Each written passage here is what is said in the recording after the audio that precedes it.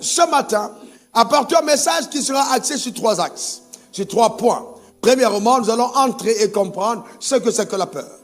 De 2, je vais vous donner 12 effets de la peur, nocifs de la peur, que tout le monde, tout humain devrait savoir. Et de 3, vous donner maintenant 3 stratégies par lesquelles vous pourrez vaincre efficacement la peur. Est-ce que ça va pour chacun d'entre nous? Donc, premièrement, dans la définition de la peur. La peur est définie dans le Larousse comme un sentiment d'angoisse éprouvé en présence ou à la pensée d'un danger, réel ou supposé, d'une menace. Je reprends, sentiment d'angoisse éprouvé en présence ou à la pensée d'un danger, réel ou supposé, d'une menace. Donc quand on parle de peur, c'est parce qu'il y a la présence d'un danger. Et ce danger peut être réel, comme il peut être supposé. C'est-à-dire, il peut être imaginaire. Et la menace peut exister comme n'exister que dans notre imagination. Et là, cela génère la peur. Cependant, écoutez-moi et regardez-moi ici, parce que nous sommes des êtres intelligents. Nous parlons de menace, nous parlons de danger, réel ou supposé. Est-ce que vous savez que l'homme n'a pas été conçu par Dieu pour succomber à la peur? Et que normalement le premier homme n'avait aucun droit d'avoir peur. Parce qu'il lui a été dit, quand Dieu l'a béni, lui a dit, multiplie, assure et remplis, domine sur la terre. Sur tous les poissons de la mer, sur tout ce qui rampe sur la terre. Donc Dieu a donné à l'homme le mandat de la domination. Ça veut dire qu'aucun danger ne pouvait faire peur à l'homme. Parce que l'homme avait l'autorité de la domination. Est-ce que quelqu'un comprend? Donc au commencement, Dieu n'a même pas imaginé un seul instant que l'homme pouvait succomber à la peur. Imaginons que vous êtes, voyez-vous, dans votre cour avec des gardes du corps et puis un voleur qui n'est pas armé vous menace. Est-ce que vous aurez peur?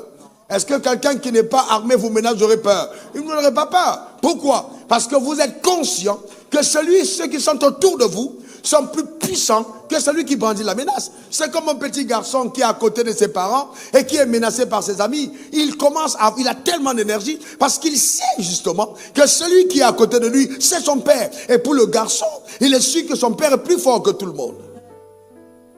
Voyez-vous? Ouais, et c'est important. Et là, il a de l'assurance. Il n'a pas peur parce que son père est là. Donc, initialement, Dieu n'a même pas imaginé que l'homme allait vivre dans la peur. Mais qu'est-ce qui a donc provoqué la peur? D'où vient la peur? Vous allez comprendre profondément. Mais revenons d'abord dans Genèse 3, versets 10 à 11. Regardez ce qui est écrit. Il est bien qu'on comprenne. Quand l'homme a péché, je lui pose la question, Adam, où es-tu? Il dit, j'ai entendu ta voix dans le jardin. Il dit quoi? J'ai eu peur parce que je suis nu et je me suis caché. Qu'est-ce qu'Adam dit? Il dit, j'ai eu peur. J'ai eu peur. Voyez, parce que je suis nu et je me suis caché. Donc la peur, pour la première fois, est prononcée dans l'univers après que l'homme ait péché. En d'autres termes, le péché a donné à la peur un accès légal dans la vie des hommes. Donc si l'homme n'avait pas péché, c'est-à-dire séparé d'avec Dieu, si l'homme n'avait pas perdu la protection de Dieu, l'homme n'aurait jamais eu peur. Voilà, j'aime cet amen. Ça veut dire que tu as compris. Et l'Éternel Dieu dit, qui t'a appris que tu es nu? Est-ce que tu as mangé de l'arbre dont je t'avais défendu de manger?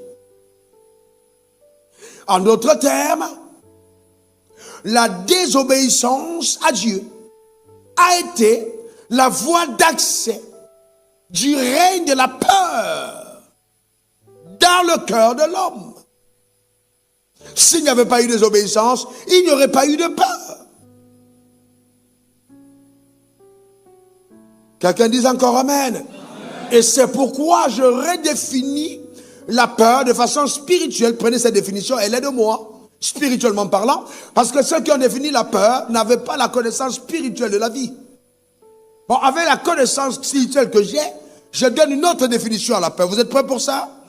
C'est le sentiment d'insécurité généré par le diable. Le sentiment d'insécurité généré par le diable dans l'esprit de l'homme déchu de la grâce protectrice de Dieu. Le sentiment d'insécurité généré par le diable dans l'esprit de l'homme déchu de la grâce protectrice de Dieu. Dans ce sentiment d'insécurité, la conscience de ne pas être protégé est ce qui donc est appelé peur. Est-ce que ça va? Donc, si nous parlons de l'origine de la peur, vous comprenez très clairement que la peur vient de qui? Du diable. La peur vient du diable. La peur vient du diable. Et donc, si l'homme n'avait pas rejeté les commandements de Dieu, il n'aurait jamais eu peur. Jamais. Donc, chaque fois que vous violez les commandements de Dieu, chaque fois qu'un peuple, une tribu, une nation s'éloigne davantage de ce que Dieu demande, la peur gagne du terrain dans cet environnement. Même dans une maison. Quand vous rejetez les commandements de Dieu, la peur vous gagne.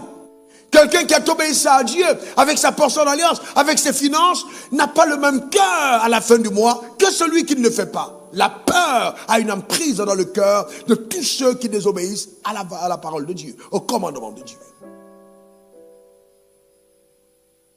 D'accord? Ça vous plonge dans un sentiment d'insécurité. Alors vous